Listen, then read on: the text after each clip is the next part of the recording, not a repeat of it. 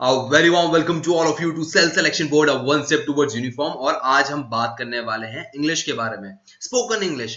देखिए, ये हमेशा मेरी जो भी वीडियो होती है वो एक एवरेज ब्लो एवरेज स्टूडेंट के लिए होती है, बड़ी मिथ है, ऐसा कुछ नहीं होता average blow average student. For years मैं अपने आप को एक एवरेज स्टूडेंट मानता रहा, बट ऐसा कुछ नहीं है। आपका पोटेंशियल अभी तक अनलॉक नहीं हुआ है, और वो इसलिए नहीं हुआ है क्योंकि आपके पास एक राइट स्ट्रैटेजी नहीं हुई थी। अब मैं आपके सामने राइट स्ट्रैटेजी लाना चाहता हूँ स्पोकन इंग्लिश की। बट उससे पहले मैं आपको एक वीडियो के बारे में बताना चाहता हूँ, शायद आपने देखी भी हो। कमांडर चकपाए सर ने मेरा इंटरव्यू लिया था, पर्सनल इंटरव्यू, और उसमें मैंने फ्लुएंटली इंग्लिश बोली थी। जरा इसको देखो जरा। Good morning, Shubham. Good morning, sir. So, Shubham, how was the day today? That is an excellent. And how's yours, sir? My day is fine, Shubham. Tell me, what did you eat at breakfast today? Sir, today I missed the breakfast, sir. Interesting. And why on earth did you miss the breakfast? Sir, actually, I have to make sure that my outfits are in a complete shape. So I have to make sure that, therefore, I have missed the breakfast because there's a huge line there, sir. And I have an interview today, so I make sure of it, sir. Very good. Why was this not done yesterday night? Sir, I did, sir, but a cross check is important because at the last moment anything can happen, sir. I have a two outfit. The one outfit is already destroyed during my journey, sir. अब इस video को देखकर आपको ऐसा लग रहा होगा कि यार शुभम तो फ्लुएंटली इंग्लिश बोल रहा है और वो इंग्लिश मीडियम से था, तो यार इसमें कौन सी बड़ी बात है, इंग्लिश मीडियम का बंदा इंग्लिश मीडियम मतलब इंग्लिश ही तो बोलेगा। नहीं भाई, ऐसा नहीं है। स्टेट बोर्ड के बंदा, यूपी बोर्ड के बंदे को दिक्कत आती है इंग्लिश बोलने में, पर मैं शर्त लगा के बोल रहा हूँ, हर भाई मेरा इस बात को यकीन करेगा जो इंग्लिश मीडियम से पढ़ा है कि इंग्लिश मीडियम का बंदा इंग्लिश लिख लेता है, इंग्लिश पढ़ लेता है, पर इंग्लिश बोलने के नाम पे ना उसकी हवा टाइट होती है। अब यहां पर क्या है कि मैंने इंग्लिश बोलनी सीखी कैसे, मैं उसका एग्जाम्पल बाद में दूंगा, पर मैंने पहले आपको एक एग्जाम्पल देना चाहूंगा। मैं मेरठ का हूं यार। मेरठ के लौंडे की खास बात ये होती है, उसका इंग्लिश 36 का आंकड़ा होता है, पर उसकी हिंदी माशाल्लाह होती है। एक एग्जाम्पल देता हूं। दो परिवार थे, एक था बंगाली और पंजाबी। अब बंगाली पंजाबी परिवार जो ना हरिद्वार जा रहे थे, तो जो हरिद्वार जा रहे थे तो उनके सामने गंगा नदी पड़ी, वो मेरठ से पास हो रही थी, तो वो रुक गए वहां पर। अब वो जब रुके वहां से, तो पहले पंजाबी परिवार निकला गाड़ी से, उसने कहा कितनी सोड़ी नदी बहती है, और दूसरा बंगाली परिवार निकला, उसने कहा कि तो भालो नदी बहता है। अब जब ये दोनों बोल चुके, उसके बाद एक मेरठ वाला जो लौंडा पास हो रहा था वहां से, उससे पूछा गया भाई साहब ये नदी बहता है कि बहती है। उसने कहा भाई साहब ना तो ये नदी बहता है ना बहती है, ये बहवे है। अब बता क्या कहवा है। अब आप सोच के देख लो क्या लेवल होता है हम लोगों की हिंदी का। अब मैं आपको एक और एग्जांपल देता हूँ, आपको अभी भी यकीन नहीं आ रहा होगा मेरठ वाले कैसे होते हैं। मेरठ वालों को एक एग्जांपल है कि एक बार ना प्रिंसिपल होता है, उसकी स्टूडेंट से बहस चल रही होती है, तो स्टूडेंट कहता है प्रिंसिपल साहब, दुनिया होगी जो इधर उधर जाती है, पर एक मात्र मेरठ वाला है जो इंगे उंगे जाता है। उससे पूछ लो कहाँ गया, वो कहेगा इंगे गया। अब ढूंढ के दिखा दो इंगे किधर है। अब यहाँ पे गूगल से पूछ लो, वो भी ना बता सके इंगे किधर है, सिर्फ चौधरी की उंगली बता सके इंगे किधर है। ये हालत होती है मेरठ वाले की, और उससे इंग्लिश की उम्मीद कर रहे हो, बहुत बड़ी बात है। तो मेरा भी ऐसा ही हाल था, बहुत ही ज्यादा दिक्कत थी मुझे इंग्लिश बोलने में। अभी कहानी मेरी स्टार्ट हुई 2008 में इंग्लिश से। हुआ क्या कि मैं इंग्लिश मीडियम में पढ़ता था, मेरे माँ बाप ने इंग्लिश मीडियम में मुझे और मेरे भाई को डाला था। वो इसलिए डाला था कि मेरे माँ बाप इंग्लिश नहीं बोल पाते थे, तो सोचा कि मेरे बच्चे इंग्लिश मीडियम में पढ़ेंगे तो वो इंग्लिश बोल पाएंगे, क्योंकि वो तो सरकारी स्कूलों में पढ़े थे। अब हमें डाल तो दिया, 7वीं 8वीं में आ गए। फिर जब हम 2008 में अलीगढ़ घूमने गए, तो हमारे परिवार में कुछ लोग थे, उन्होंने बीच में खड़ा कर दिया मुझे मेरे भाई को, और कहा इंग्लिश में इंट्रोडक्शन दे के दिखाओ। हमें तो इंग्लिश का 36 का आंकड़ा भी नहीं आता, हम कहाँ से देंगे इंट्रोडक्शन। ढंग से हमसे दिया नहीं है, टूटी फूटी इंग्लिश में दिया। उनको समझ में आ गया इन दोनों लड़कों को इंग्लिश मीडियम में भले ही पढ़ाया हमने, बट इन्हें कुछ नहीं आता। खैर, वहां पर उन्होंने बहुत सवाल पूछे हमसे, पूछा कि यार ये सेंटेंस हिंदी का, इसको इंग्लिश में कन्वर्ट करके दिखाओ। हमसे हुआ ही नहीं। ठीक, उसके बाद भी कई सवाल पूछे हमसे, कुछ नहीं हुआ, बहुत बेइज्जती हुई हमारी। इनफैक्ट हमारे परिवार में मेरे माँ बाप की भी बहुत हुई, और बहुत दिल पे लगी चोट हमें। अब मेरे माँ बाप ने स्ट्रिक्ट कर लिया कि भाई इन्हें इंग्लिश मीडियम में पढ़ाया तो इंग्लिश तो कम से कम आनी चाहिए, दुनिया में कुछ करें या ना करें। हमारे ट्यूशन लगा दिए जहां पर कम से कम एक इंसान हिंदी से इंग्लिश में बनवा सके अपना सेंटेंस। अब मैं पढ़ाई में मेरी 36 का आंकड़ा था हमेशा से, और इसके चक्कर में मैं उस ट्यूशन में भी कुछ खास सीखा नहीं। खैर, 2008 गया, मतलब मैं 8वीं पास हो गई, 9वीं पास हो गई, 10th पास हो गया, 11th पास हो गई, 12th पास हो गया। 12th पास होते होते मैं आर्म रेसलिंग एक स्पोर्ट्स में, प्रोफेशनल आर्म रेसलिंग में आ चुका था। अब वहां पर क्या था, मैं रोज शाम को खेलने जाता था, सुबह से निकल जाता, शाम को खेल के वापस आता था। तो मैं हॉस्टल में जब जाता था, तो अपने रूम से पहले अपने दोस्त के रूम में जाता था। तो वहां पर देखता था वो लोग टीवी सीरीज देख रहे हैं इंग्लिश की, जैसे फ्रेंड्स, बिग बैंग थ्योरी, या शैर्लक होम्स। तो जब वो देखते थे वो लोग, तो मैंने पूछा तेरे को समझ में आ रहा है? उसने कहा नहीं आ रहा मुझे। मैंने कहा फिर क्यों देख रहा है? मैंने कहा देख नीचे सबटाइटल चल रहा है। मैंने कहा सबटाइटल देखेगा मूवी देखेगा? तो उसने बताया भाई तेरी नजर दोनों एक साथ चलेगी। और फिर मैंने उसके साथ बैठ के वहां सबटाइटल भी पढ़ता था और मूवी भी देखता था, और मुझे कहीं ना कहीं इम्पैक्ट पड़ रहा था उससे। और कहीं ना कहीं एक टाइम ऐसा आ गया कि वो जो शब्द सबटाइटल्स में आ रहे थे और मैं सुन भी रहा था एक साथ, मतलब मेरा दिमाग दो चीजें एक साथ प्रोनाउंस कर रहा है, मतलब एक साथ समझ रहा है। एक तो वो वर्ड प्रोनाउंस कर रहा है मेरे लिए सामने वाला जो एक्टर है, तो मेरे दिमाग में फीड जा रहा है उस वर्ड को बोलते कैसे हैं। और ऊपर से क्या हो रहा है, मैं उसको पढ़ भी रहा हूं तो मेरे दिमाग में जा रहा है विजुअली कि वो वर्ड दिखता कैसे है और वो वर्ड है क्या। और यहां से मेरी डेवलप होनी स्टार्ट हुई। अभी आप कहोगे यार शुभम तेरे को इंग्लिश समझ में आती नहीं, अगर मान ले तेरी वो कैब अच्छी नहीं, कैसे आई समझ में? मैं एग्जांपल देता हूँ आपको दंगल मूवी का। दंगल मूवी के स्टार्टिंग में क्या आपको दंगल का मीनिंग बताया था कि दंगल मतलब होता कुश्ती? नहीं, जब आपने मूवी देखी उस मूवी के फ्लो में आप समझ गए दंगल मतलब होता कुश्ती। और आज की तारीख में जब आप दंगल बोलते हो तो आप मतलब लड़ाई नहीं बोलते, आप कहते हो दंगल हो रहा है। तो ये है इम्पैक्ट मूवीज का। मूवीज इतना इमोशनली आपको ड्राइव कर देती हैं कि जिस शब्द का उन्होंने मीनिंग भी नहीं बताया वो अपने एक्शन से बता देते हैं उसका मीनिंग क्या। और यही मेरे साथ हो रहा था जब मैं फ्रेंड्स, बिग बैंग थ्योरी या शैर्लक होम्स जैसी टीवी सीरीज देख रहा था।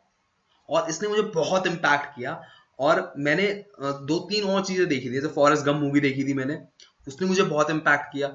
उसके बाद मैंने एक और मूवी देखी थी, मूवी नहीं मतलब टीवी सीरीज था, कार्टून का था, वो था द अवतार, द लास्ट एयर बेंडर, उसने मुझे बड़ा इम्पैक्ट किया। यहां से मेरी एक्सट्रीम लेवल पे इंग्लिश बोलने की आदत हो गई। जैसे आप लोगों को हिंदी फिल्म के डायलॉग याद हो जाते हैं, वैसे ही हमें जो टीवी सीरीज देखते हैं उनकी इंग्लिश इंप्रूव हो जाती है। वो बोल पाते हैं क्योंकि वो डायलॉग रट जाते हैं। जैसे हमें हिंदी फिल्मों के डायलॉग रट जाते हैं, वैसे इंग्लिश फिल्मों के भी हमें डायलॉग रट जाते हैं। तो ये है पूरी कहानी। बट फिर ईयर्स ऑन पास हो गए, मेरी बोलने की आदत तो बहुत अच्छी हो गई, बट एक कहीं ना कहीं जाके ना मेरी वोकैबुलरी लिमिट हो गई।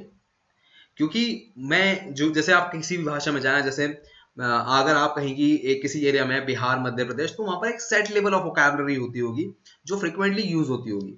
अब मेरी वोकैबुलरी उल्टी नहीं, मतलब ऊपर नहीं पड़ रही थी। और ऊपर से क्या हो रहा था कि मुझे अब सबटाइटल्स देखने की जरूरत नहीं पड़ती थी, क्योंकि मैं इंग्लिश बोलना सीख चुका था। मेरे मुंह से अपने आप इंग्लिश निकलती थी। मुझे सोचना नहीं पड़ रहा था कि इंग्लिश में इस शब्द को क्या कहते हैं, हिंदी में अगर ये है तो इंग्लिश में क्या कहते हैं। मेरा दिमाग ऑटोमेटिकली प्रोसेस कर रहा था, क्योंकि मेरा दिमाग को आदत लग गई थी इंग्लिश सुनने की भी, इंग्लिश पढ़ने की भी।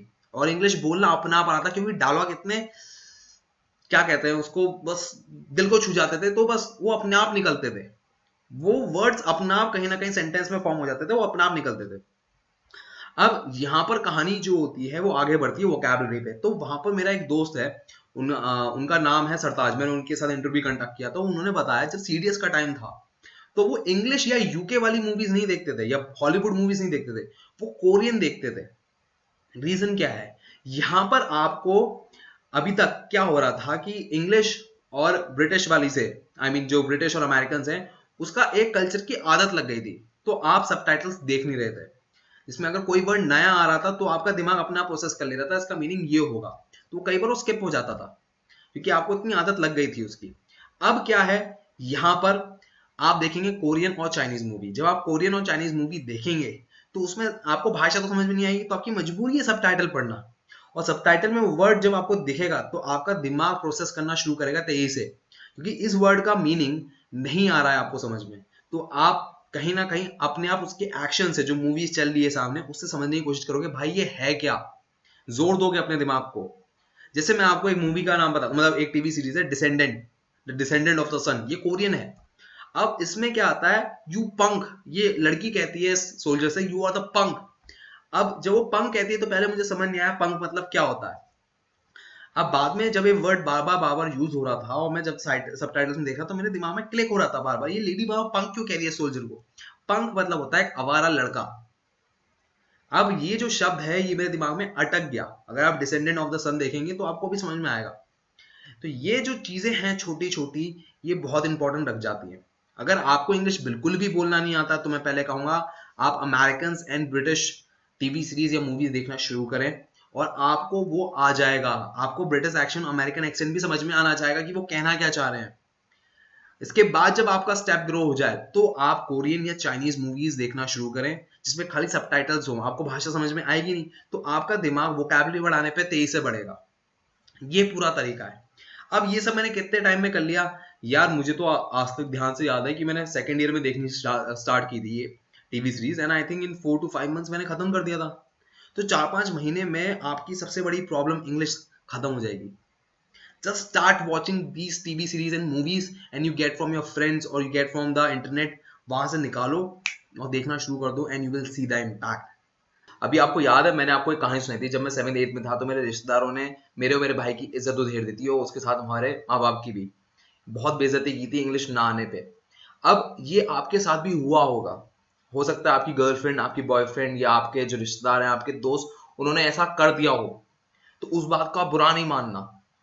उस बात को आपको एज अ मोटिवेशन लेना है, तब जब आपने लोएस्ट पॉइंट पे हो, जब आपको लग रहा हो कि ये मुझसे नहीं होगा, तब उस बात को याद करना है, वरना बाकी टाइम पर से फोकस करना है कि हमें उस चीज को अचीव कैसे करना है, कैसे हम अपनी इंग्लिश को इंप्रूव करेंगे, इस बात पे फोकस करना है। इंग्लिश इंप्रूव उस बात को याद करने से नहीं होगी, वो जो दर्द उन लोगों ने दिया है। इंग्लिश इंप्रूव तब होगी जब आप उस पर काम करोगे।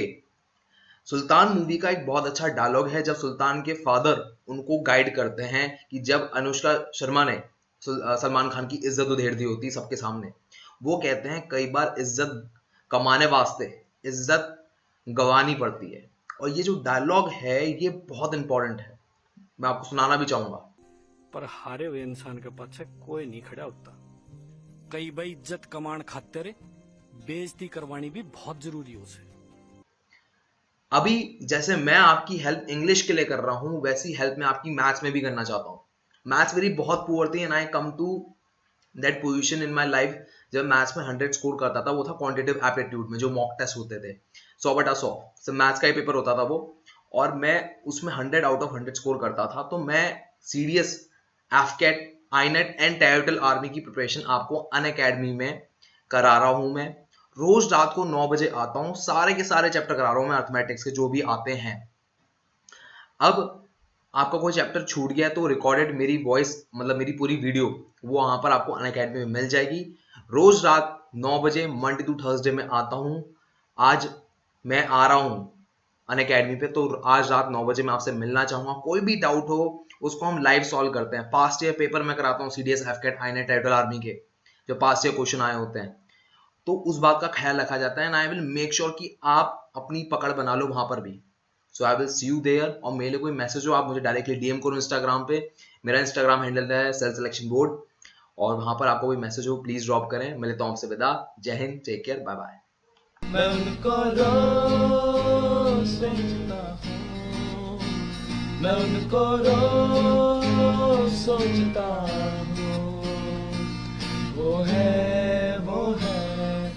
अंतिम पगों के निशान।